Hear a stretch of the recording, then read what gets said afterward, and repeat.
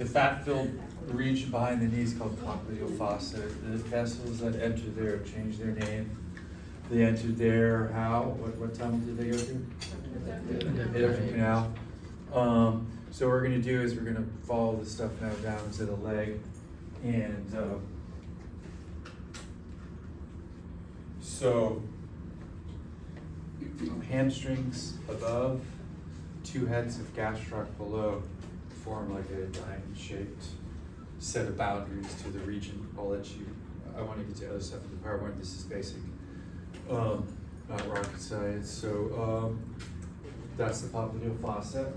We've, on the new cadaver, on probably all of the old cadavers, this has been dissected out. If you are dissecting it, we slowly scoop out the fat, trying not to damage structures in there. And of course, one of the things we're going to look for is sciatic nerve, which typically bifurcates at the superior aspect of the popliteal fossa, but not always, right? Think about someone with piriformis syndrome.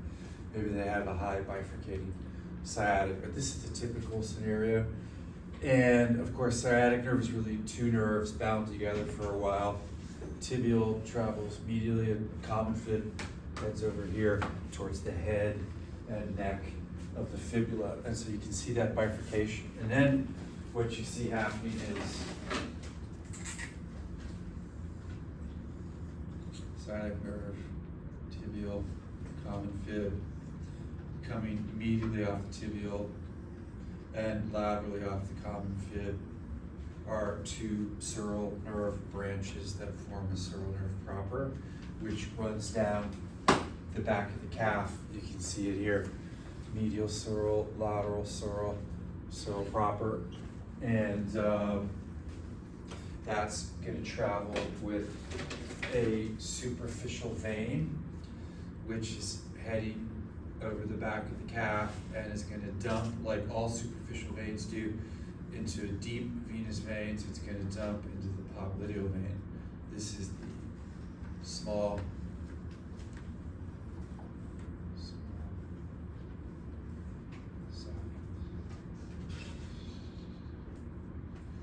sinus vein. Can you read that? Sorry. Okay. Just a little joke. Okay, so that vein traveling with sural nerve over the skin of the calf. Okay. We have some bodies where you can see both medial and lateral or sural communicating branch, whatever you want to call it, and many bodies where you can see sural proper. Okay. We're also going to look for popliteal artery and vein as they exit the adductor hiatus, which is an opening in the adductor magnus muscle. And here they are. And then another thing we've done is, if you scoop out enough fat, you can see the genicular branches heading to the knee joint from above. So they're called superior genicular branches, medial and lateral. There's some that come from below. We typically don't dissect those out, so you're not going to see those, but you can see the superior genicular vessels. So just go look for the diamond-shaped popliteal region, right? Two hamstrings, two heads of gastroc. Find the popliteal artery and vein, follow it south, and you see little branches heading off around the knee. If you wanted more info of that, you can look at this picture. There's actually, so there's a couple from above, there's a couple from below, and technically speaking, popliteal artery changes its name to middle genicular before it ends up in the leg. But anyways, a lot of little genicular branches kind of surrounding the knee joint and ensuring that there's blood supply to the knee even in flexion, right? That we don't cut off, clamp off blood supply to the knee. Okay? And the ones I'm going to ask you to find on a cadaver are superior lateral and superior medial. Genu means knee.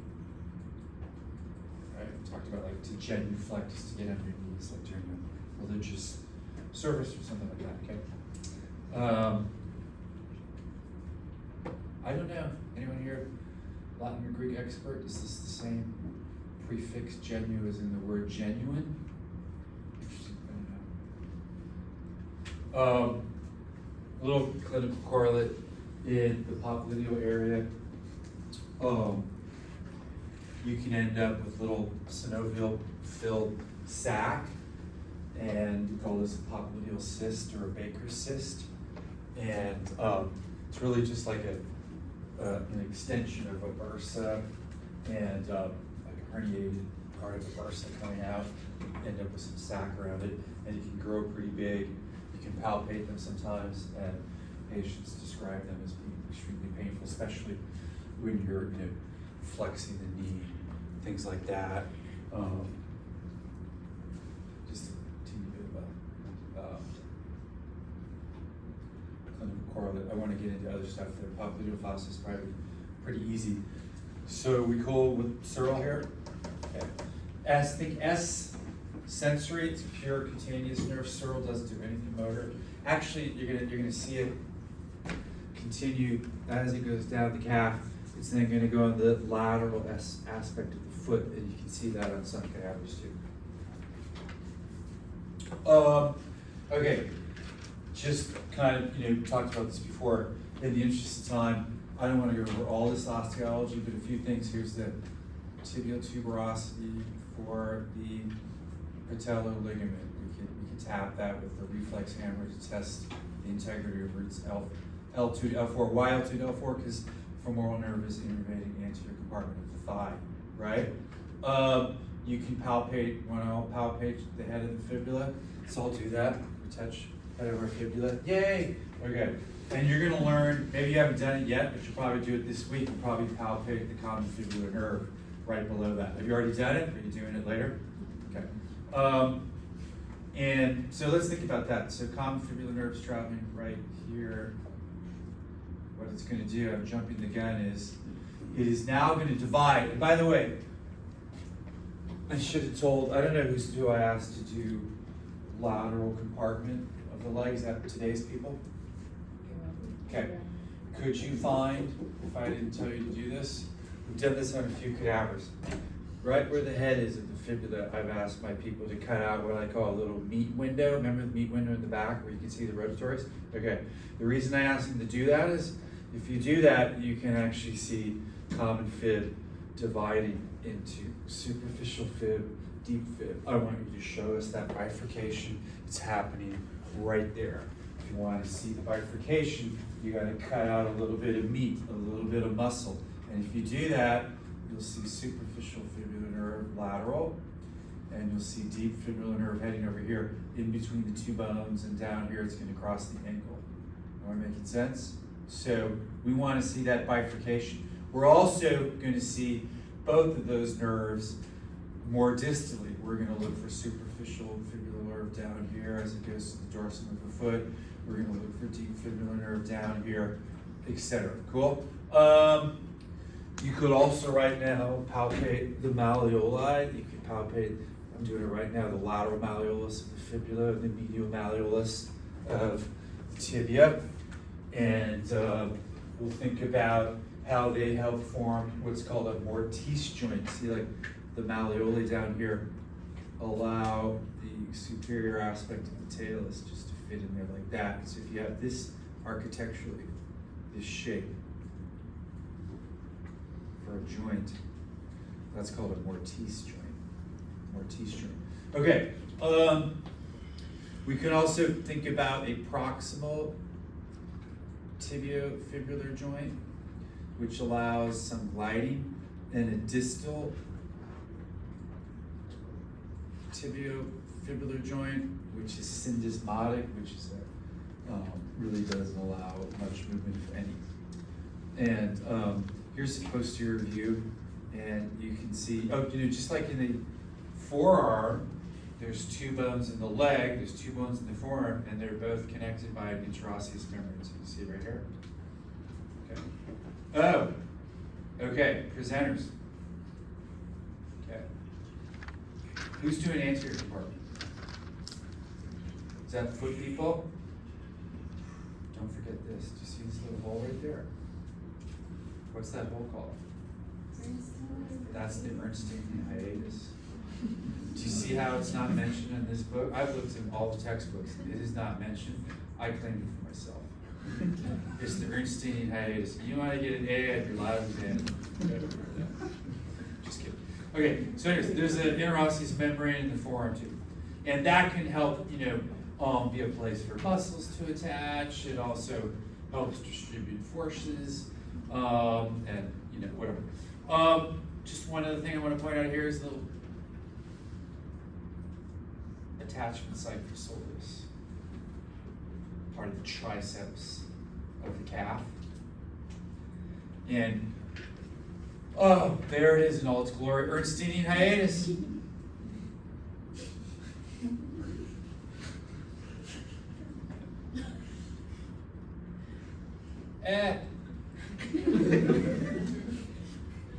That's what some anatomists refer to as Okay, that's the Ernstine hiatus.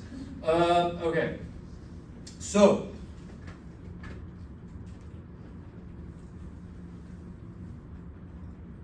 this little proximal joint, a little bit of movement, a little bit of gliding, okay?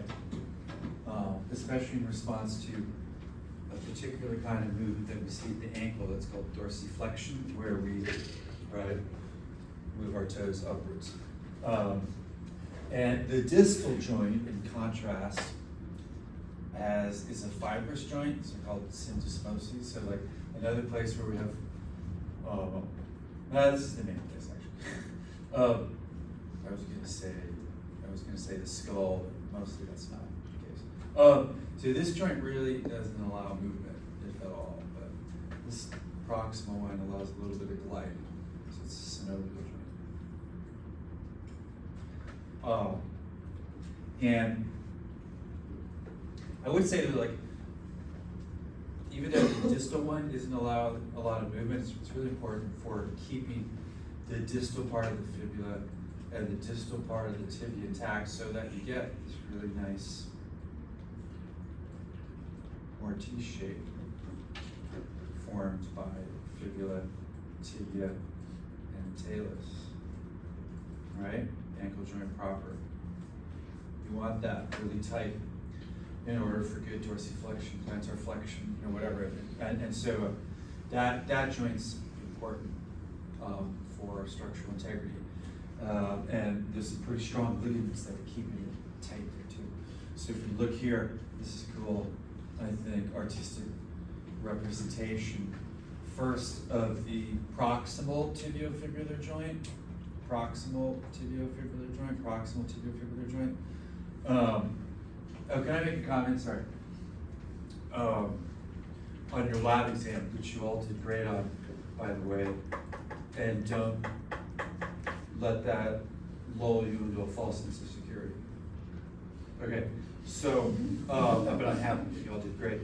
A few of you, not most of you, were confused by the terms proximal and distal attachment sites. Okay, just kind of review that.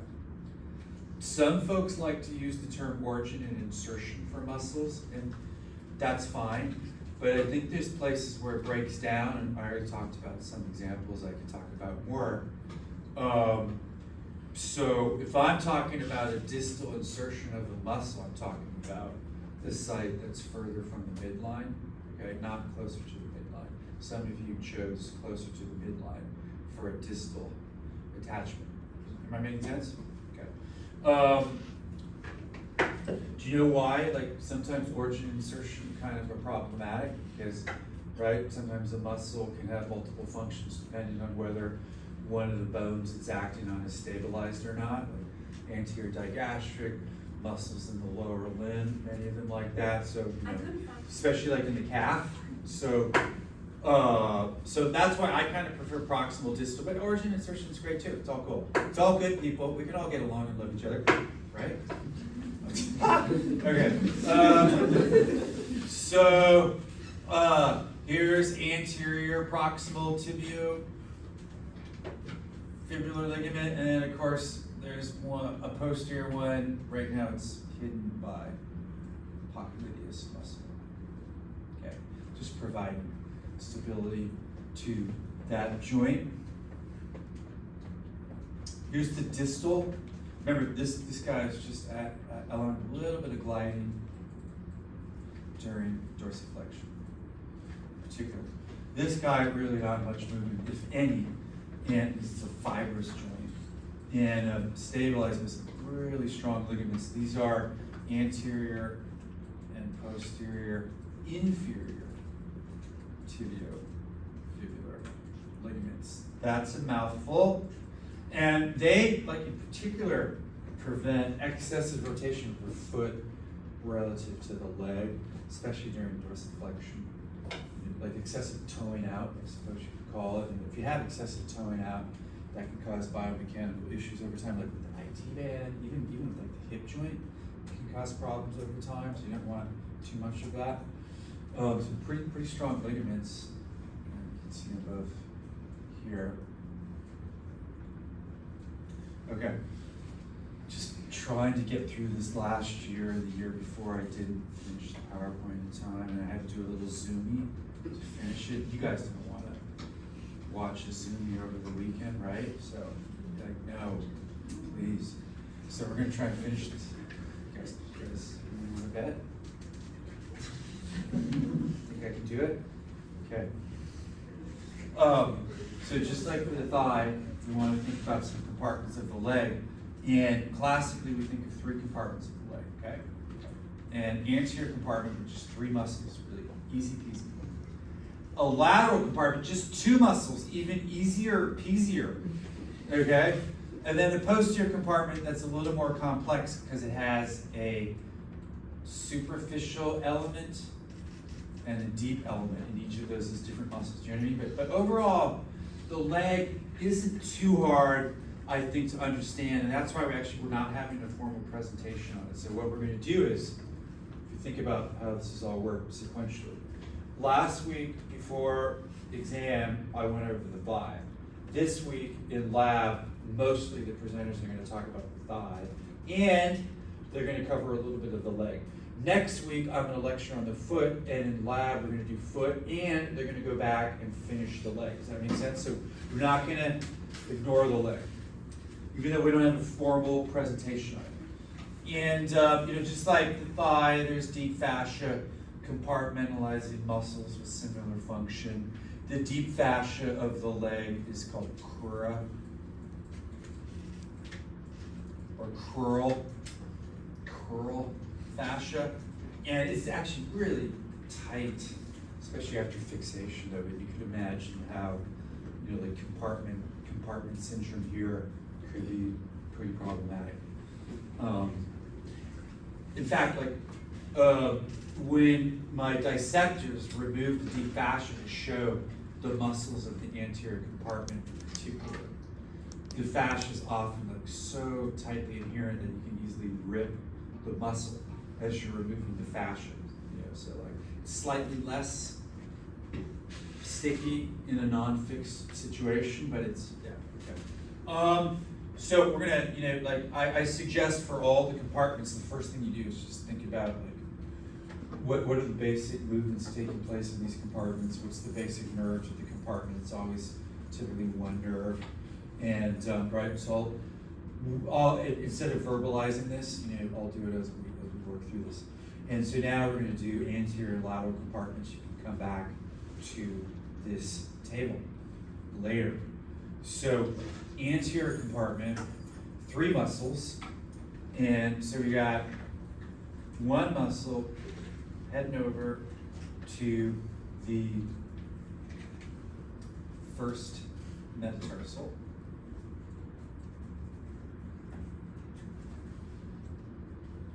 Tibialis anterior. Another muscle heading to the big toe.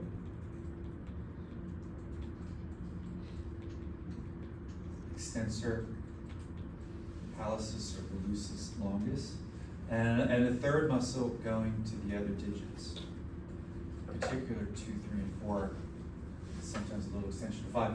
And so maybe one question you have, this is anatomical position. I thought about this. Anatomical position palms are forward, and the flexor compartments in my upper limb are facing me. Okay, right. What compartments are facing you in my lower limb? What does quadriceps do at the knee? It doesn't flex, it extends. What does the anterior compartment do if it's crossing the leg? It's pulling the toes up, it's dorsiflexing them. We use that special term there, dorsiflexion, but like, it just said that the long muscle to the big toe is not called a flexor, it's called an extensor. So like, to make a long story long, sorry. the compartments of the lower limb on the front side, they're extensors. Like, how is that possible? Why do we have flexors in the upper limb in the front and extensors in the lower limb in front? It kind of doesn't make sense. Turns out in development, the limbs develop out of what are called little limb buds. They look like little cute buds. And then they expand and whatever. And actually, as they're growing out, they rotate in opposite directions. So it's because the limb buds rotate in opposite directions that the upper limbs end up with flexors in front and extensors below, which also explains why the thumbs are lateral in the upper limbs and the big toes are medial. There's this opposite rotation during development, okay? So that's why this anterior compartment we call the extensor compartment of the leg. These are easy muscles to find. It's also why we're not really formally presenting on it with too much time, okay? And so they're crossing the ankle from the front, so they're gonna pull the foot upwards, the toes upwards, so they're all gonna dorsiflex.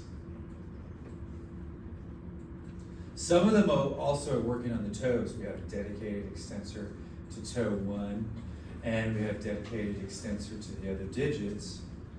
And then we have this inverter, which is called tibialis anterior. Right? It's kind of making a trajectory away from the toes towards the medial aspect of the foot to the 5th metatarsal. It's heading over here. And so tibialis anterior is going to be a strong inverter. If you're forgetting what inversion and eversion are, inversion is like that, eversion's like that, just how your soul moves. Tonight, take off your socks after you take a shower.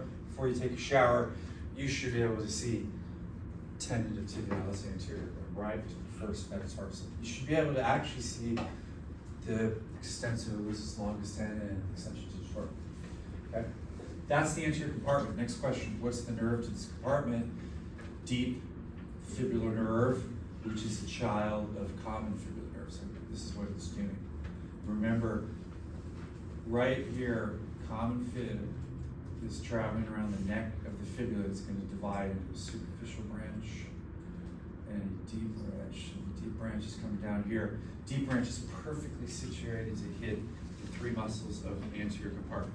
That's what it does. In fact, if you want to see it, just tease apart these 3 muscles down as you get towards the ankle, and you'll be able to see deep fibular. Okay. All right. So here they are. So what I recommend is down here, push these muscles apart, look in there, peer in there, and you'll see deep fibular nerve. So like here, deep fibular nerve is covered by the muscle, but it's under there. That's where it's traveling, and it just branched off. Common fib right there, okay? See how tibialis anterior is headed towards the 1st metatarsal. Extensor lucis longus heading to the distal phalanx of toe 1. You know what phalanx is from? The Latin. I think Roman soldiers back in the day, 2,000 years ago, they went into battle. They formed these long, straight lines of soldiers, phalanxes, okay, or phalanges. So the toes to early anatomists look like rows of soldiers, so that's why they're called phalanges. So extensor lucis longus is going to toe 1. Extensor digitorum longus is going to the other toes. We're going to see a similar kind of dealio in the upper limb. There's going to be extensor going to 2, 3, 4, and 5, and a dedicated, set of extensors to finger 1. So pretty similar. Some slight differences. remember, that is one thing we want to be doing. For now, we're just focusing on the lower limb, but when we get to the upper limb, you want to tie it back to the lower limb, think about similarities and differences, okay? So this is the dorsiflexor compartment, this is the extensor compartment, this is the deep fibular nerve compartment, this is the anterior compartment, and 3 muscles, easy, all right?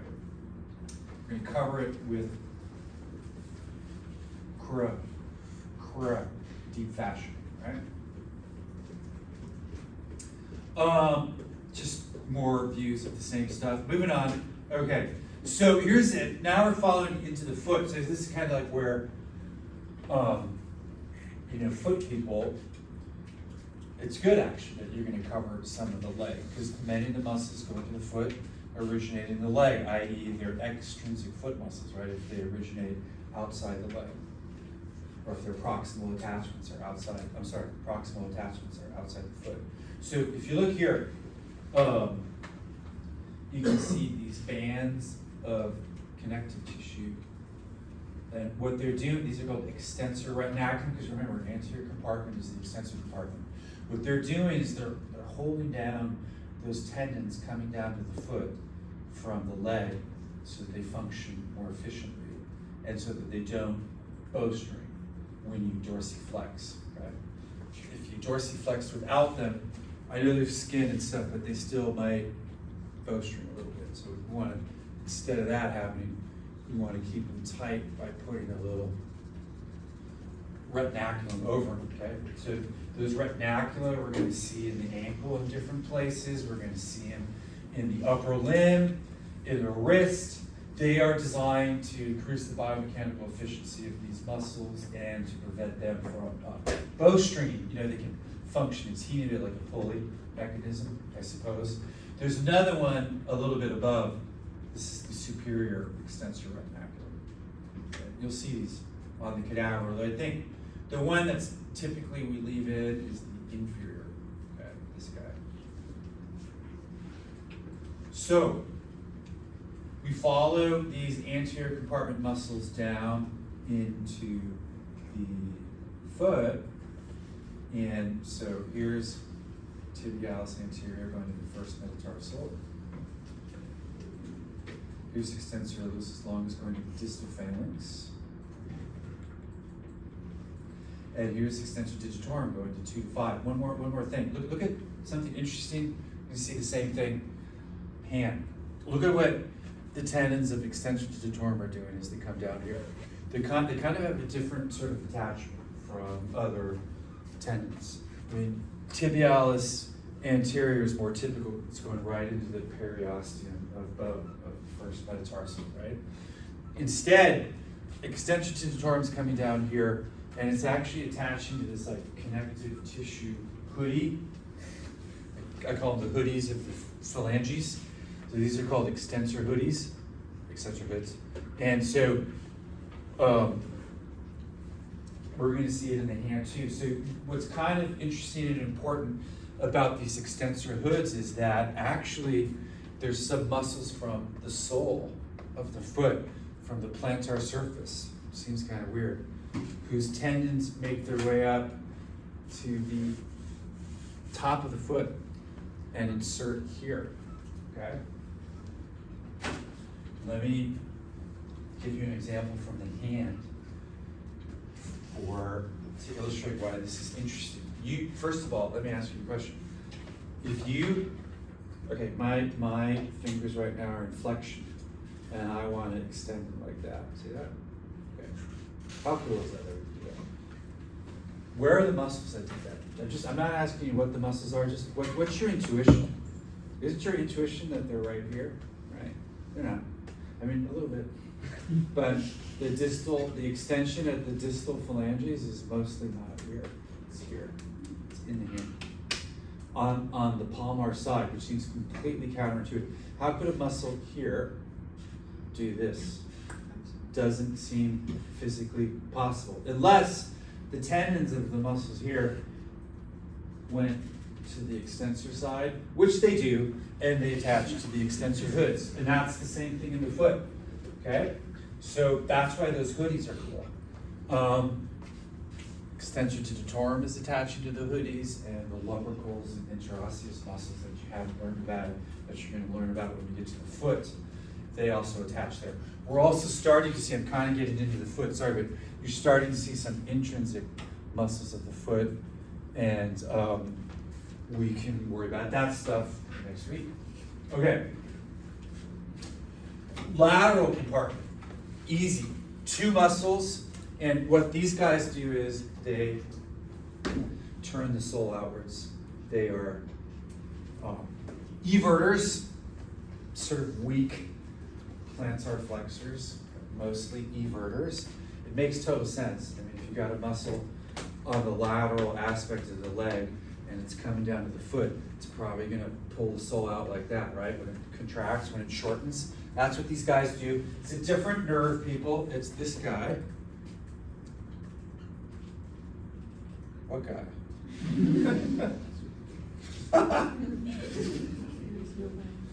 Guy's not on there. It's, we'll do it again.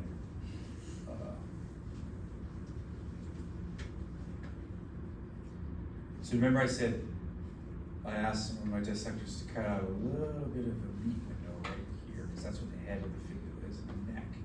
And right there is where common fibular nerve is appearing, and it's going to divide into a superficial fibular nerve branch and deep fibular nerve branch. So this lateral compartment is the everter compartment. It's the superficial fibular nerve compartment. Okay, superficial fibular nerve compartment, everter compartment. All right, and what you're going to see, I want you to see this on some cadavers. The upper 2/3, which is what's giving rise, the origin of fibularis longus, superficial fibular nerve is hidden, so it's under this muscle. And as you make your way about 2/3 of the way down, it starts to appear right where fibularis brevis is originating, which is the bottom 2/3 of the fibula. Anyways, superficial fibular nerve is now going to appear, and it's going to go to the top of the foot for sensation. So superficial fibular nerve originates as a muscular nerve, and then it becomes a sensory nerve. Superficial fibular nerve. Cool? All right. We've got some examples where you can see the whole trajectory to the dorsal surface of the foot. Okay. Now, I think the tendons of these 2 muscles are really cool. In particular, one of them, fibularis longus, is one of the coolest tendon mechanisms in the human body. You kind of would think that both of them would attach kind of down here where fibularis brevis attaches, i.e. 5th metatarsal. That's what fibularis brevis does. You got a muscle in the lateral compartment, attaches here on the lateral side of the foot. It's going to evert, and they're both everters. So I would kind of intuitively think both of these muscles would attach there. But no, longus is a nonconformist. It doesn't want to do what the crowd is doing. It's an eccentric, wants to do its own thing. And so actually, it comes down here, and then it goes, like if this is the lateral side of my foot, it goes, it heads towards the 5th metatarsal, and then it goes in the sole all the way across the foot to the other side, holding up the transverse arch of the foot. I mean, how cool is that? So let me show you a picture of that. So brevis attaches here, 5th metatarsal. By the way, as they're coming down, check out what brevis and longus do. They work around the lateral malleolus of the fibula. It functions as a pulley. And so here is the lateral malleolus of the fibula functioning as a pulley. Brevis and longus. Brevis is more sensible. It's going to attach to the 5th metatarsal, but here, you know, check these out tonight too. You can look for your fibularis tendons. Here we are coming around lateral malleolus, and that's where brevis is going to attach. 5th metatarsal. But longus, check it out. here we are on the lateral side, right? The big toe is on the medial side of the foot, right? The limba is rotated in opposite directions early in development. Big toe is on the medial side, thumbs are on the lateral side, opposite. Okay, so check out what fibularis longest tendon does. Crosses the sole all the way over, okay, to the first metatarsal. It has multiple attachments, but I usually just say like first metatarsal. Okay? Here you can see it. Brevis to the fifth. Brevis pleats the fifth. Longest goes under the arch to the opposite side. And isn't that cool? And so this is the transverse arch of the foot. So this is like one of the main stabilizers of the transverse arch of the foot. Tendon of fibularis longus. We have a foot where you can see this. So footsie presenters, make sure you find the foot with the deep dissection. Actually, you can see it on at least two now. You can follow the tendon of longus all the way across the sole, okay? Another view. So we're gonna actually hold in the fibularis tendons as they're working their way around lateral malleolus, which functions as a pulley, with some fibular retinaculum.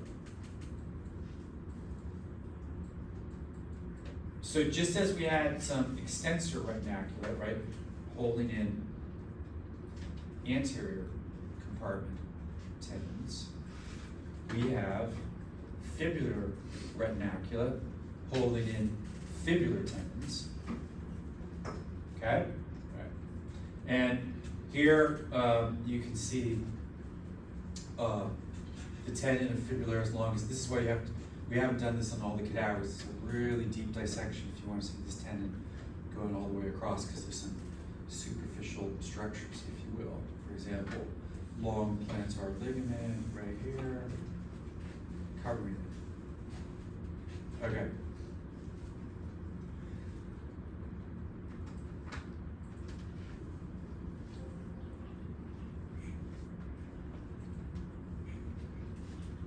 Oh, Lord. Okay.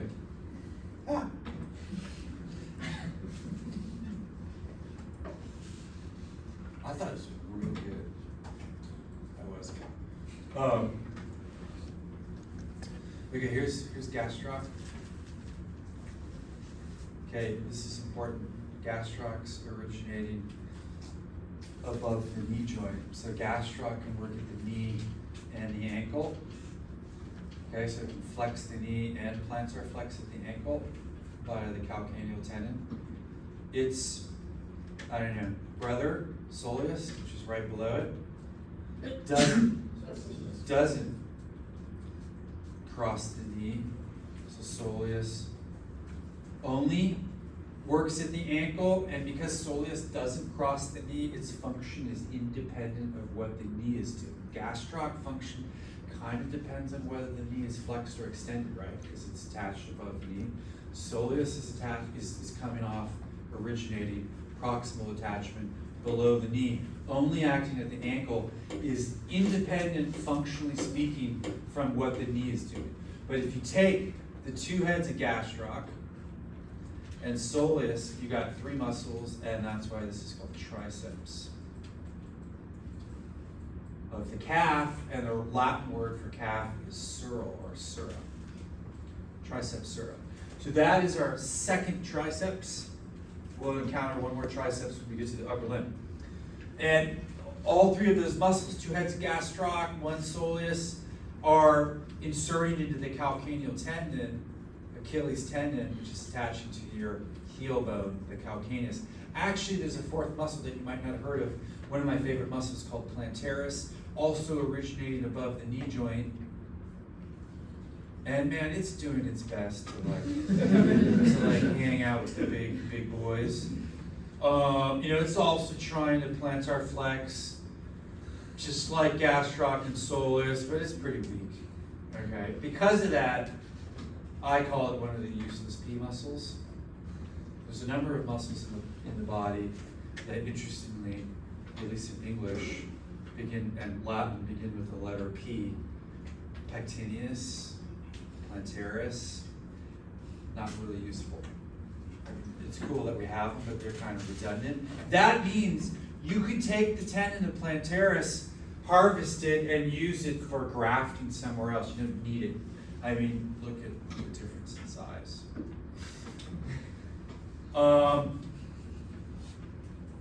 If you want to find the tendon of plantaris, you're going to look underneath gastroc and on top of soleus. All four of those muscles form the calcaneal tendon. Okay. What's the nerve that innervates? Do you remember what I recommended you do to learn the innervation of the posterior lower limb? It is all tibial nerve. Only one muscle is, and this isn't that muscle. So all of these are tibial nerve. Okay. So you can read this, right? All of them are tibial nerve. All of them are tibial nerve. Okay. And there's two heads. Really, 1, 2, 3, 4 muscles, really. Okay. We could tap the calcaneal tendon with a reflex hammer, and now we're interested in the integrity of S2 to S4. Okay. S2 in particular, okay? S3 and S4 actually, I guess a little bit. Really S2, okay? And I haven't seen that done as much. I would say people, unless you're doing like a really comprehensive neural exam, I guess it depends. I mean, I guess it would depend on where the symptoms are going on. So if you got upper motor neuron or lower motor neuron symptoms in the upper limb, then you would do a biceps or a triceps reflex test. If you got only symptoms in the lower limb, pretty common with peripheral neuropathy, like in diabetes or something, then you would do this. But I misspoke. I would say mostly S2 is what you're interested in if you're doing this. Okay. Okay, one little aside, so I don't have to say this multiple times on Wednesday. Sometimes we actually in medical school we call this the medical student nerve, the tendon of plantaris. Here's why. Do you remember how sciatic nerve is bifurcated up here at the top of the popliteal fossa? Okay. And it continues down here as tibial nerve. Okay. And actually, this is what you see, right? You see tibial nerve here in the popliteal fossa. Doesn't it look like it's just about to go under gastroc? It does. So what medical students do is they pop off gastroc to see soleus, and they see this white structure on the top of soleus, and like, oh my God, that's tibial nerve. How cool is that? No, that's the tendon of popliteus. Actually, tibial nerve is underneath soleus. It's down here. Okay? So we call it the medical student nerve, the tendon of, not popliteus, plantaris. If I said popliteus, I'm sorry. Okay. So the tendon, let me get rid of this, do that one more time. Plantaris, cute little muscle, useless feed, whose tendon is forming part of calcaneus, is sometimes mistaken for the tibial nerve. Popliteus, people, is not a useless feed. It is an essential muscle. We don't have there's no redundancy here really. This is helping unlock the knee. There's popliteus, and here you can see it's traveling laterally, going underneath lateral collateral ligament of the knee, lateral collateral ligament of the knee. Here's popliteus. Make sure you see that if you didn't see it last week. No, actually, I don't know. You would see it this week, right? You didn't see it last week because we had an exam, so you're going to see it this week. We're going to look at the knee from the front and the back. Don't forget to try and see the cruciate ligaments from the back, posterior, in particular, posterior cruciate. So, like, you're going to look for this view, but think about what you have to do to see this view. You got to remove gastroc, and it helps to remove soleus too. So, like, you got to remove that. Right? Actually, we just did it on the new body. We created a dissection where you can just like flip gastroc and soleus to one side and expose popliteus. Next. Right. Here's another view. This is a cool cadaveric image of popliteus coming in here, right under lateral collateral ligament, right? And all tibial people, okay.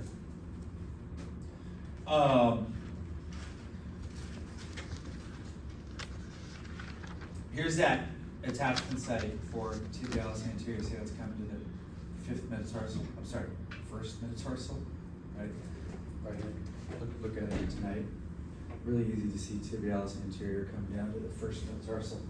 Just take your socks off, take your shoe off. Okay.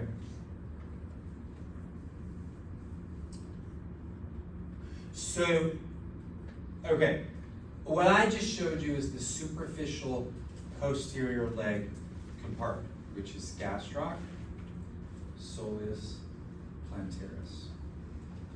But if you remove gastroc, soleus, and plantaris, which you have to do in order to see tibial nerve and some arteries and veins that we'll learn about in a bit, you'll actually encounter some other muscles. So there's a deep posterior leg compartment, and that deep compartment has three muscles, which you see right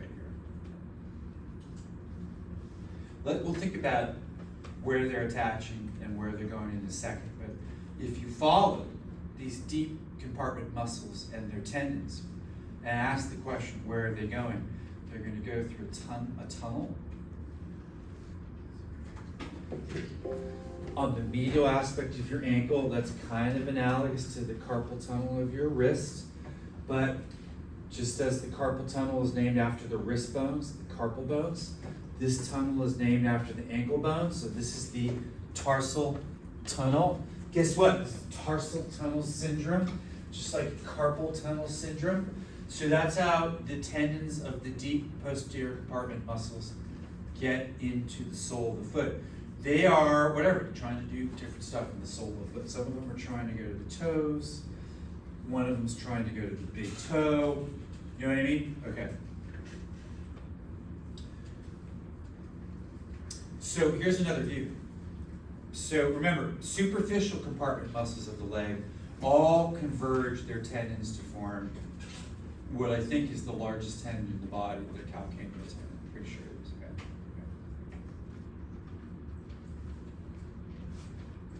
But if we were to cut that tendon and remove calcaneal tendon, gastroc, soleus, plantaris, then we would see the deep posterior leg muscles and their tendons, watch them, they're going down here through this tarsal tunnel area into the sole of the foot. You can see one of them is going to go to digits 2 to 5. That must be a long flexor. One of them is going to go to the big toe. That must be a dedicated big toe flexor. And one of them is going to kind of head to where tibialis anterior was. And it's going to be an inverter. Okay, so before I get to those muscles, one little interesting clinical aside. I'm not going to test you on this, I just think it's interesting. You know, obviously many drugs, we're always trying to develop more targeted drugs, but most drugs have the potential to have side effects, either minor or severe. This is really interesting because there are some antibiotics, it just seems kind of counterintuitive, but not obvious to me. There's some antibiotics that actually can cause rupture of the largest tendon in your body.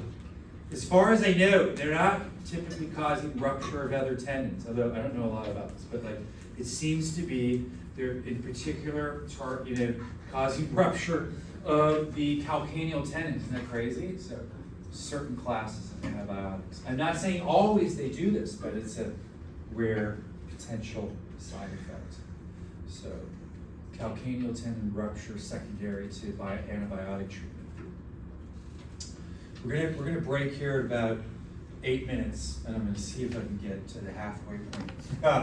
Okay, so sciatic nerve, we've been following this story since it came out of the greater sciatic foramen, under piriformis, yay, and we just learned that in the typical human, it's gonna divide into a tibial and common fib in the popliteal fossa region, right? And now we've been kind of following these nerve branches down into the leg. Superficial fibular hit the lateral compartment, deep fibular hit the anterior compartment, and tibial hit the posterior compartment. All of the muscles in the posterior compartment of the leg are tibial. And eventually, this picture here will just kind of become, whatever, second nature to you. By the time we get to the foot, okay? L4 to S3 are the roots of sciatic, obviously. So kind of just summarizing what we've just gone through, right? Okay. Summarizing what we've just gone through. Anterior compartment is deep fib. Lateral compartment is superficial fib. Posterior compartment is tibial. Okay. Once again, I've drawn this multiple times today. Common fib is going to make an appearance right next to the neck of the fibula. This is the so-called danger zone. I really want to know this for me, for Dr. Escamilla. Okay. The reason it's a danger zone, you can palpate it. You're going to learn to palpate it this week, I imagine. And you're more likely to be hit, let's say, in an athletic event, on the side of proximal leg than the medial side of proximal leg. And so you're more likely to hit the common fib than something over here on the medial side. And so if you do, anyone know what the common symptom is? If you damage a common fib right here, what's the symptom we look for? Well, yeah. So what you're doing right there is dorsiflexing your foot. And deep fibular nerve hits anterior compartment muscles that dorsiflex the foot. So if deep fibular nerve is weak, your foot's not going to dorsiflex, it's going to drop. So the classic sign of a common fibular nerve or a deep fibular nerve lesion is foot drop. You could imagine the problems, like if you can't dorsiflex and your foot's dropping, you could trip more often, your gait's going to be altered. Okay, really common kind of board question. And anyways, okay. Superficial fibular nerve, just lateral compartment, two muscles. But let me add to this picture. Remember, it starts motor, and then what superficial fibular nerve does, about 2/3 of the way down, it pops out right into the skin, and it goes to the surface of the foot like this for sensation. Same nerve. We still call it superficial fibular nerve. Right. So we're going to look for these nerves, and we made a little window here. I told you to see common fib dividing. Okay. This is really cadaver stuff, so we're going to look for this when we get to the cadavers. Okay. So here's a little correlate. It's just, here's the common fib going around the neck. We made a little window in a couple cadavers here where you can see it divide into a superficial and deep fibular. Superficial going to the lateral compartment, deep going to the anterior compartment. Now imagine like you're playing football, you're tackled, and the person tackling you hits the side of your lateral leg with their helmet right there. They can easily impinge common fibular nerve and foot drop. Weak dorsiflexion, okay? And people will develop gaits to kind of compensate. Like in neurology, they become experts, neurologists, in diagnosing. There's all kinds of different gaits. Like for example, another one is like later stage Parkinsonianism. People slow down, they end up with a waddling gait. Trendelenburg gait, right, where the pelvis drops. Wide base gait in cerebellar disorder, right? You'll start to lose muscle coordination, so patients will spread their legs apart so they don't fall over. They'll often look like they're drunk when they walk. All kinds of different gaits, right? This is one of them. This is a foot drop gait, and typically due to a common fibular nerve. So here again, we're going to look for bifurcation of sciatic nerve in most cadavers at the top of the popliteal fossa. Okay. And so one comment about tibial nerve. So we're gonna follow it down into the leg. And by the way, if you want to see it, in the leg, you gotta remove gastroc and soleus. It's going underneath those, right? It's really deep. Almost at the level of the interosseous membrane, see that? Okay. But then what it's gonna do is it's gonna go through the tarsal tunnel.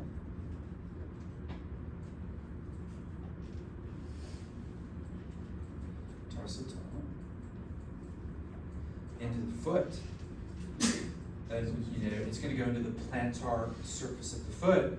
And so we're going to learn next week how it's going to divide into two plantar nerves. One of them's on the lateral side, one of them's on the medial side. So we got a lateral plantar nerve and a medial plantar nerve. Like if you've ever done what I've done, which is dropped glass in the kitchen, cleaned up the broken glass, but there's a few parts that you don't see, and later you're in the kitchen making a cup of coffee at 6 a.m. and you step on the glass and it hurts a lot. That was the plantar nerves that were transmitting pain up to your brain, okay? So tibial nerve goes into the plantar foot via the tarsal tunnel.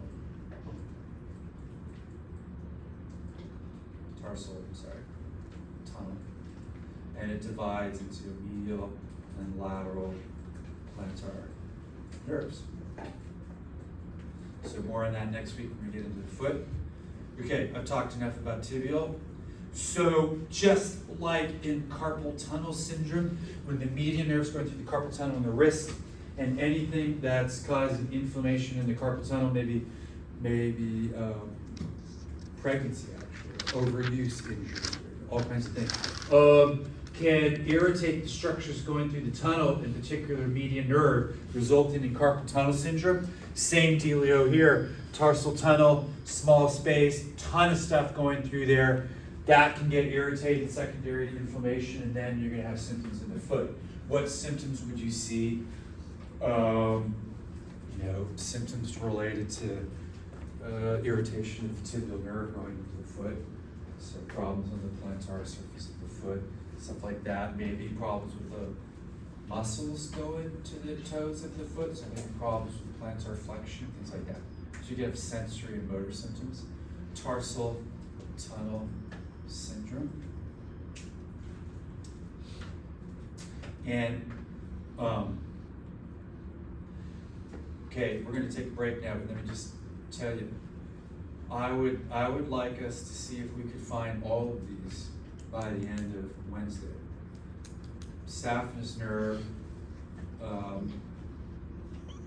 I'll show you this in some subsequent slides. Sural nerve in the back of calf.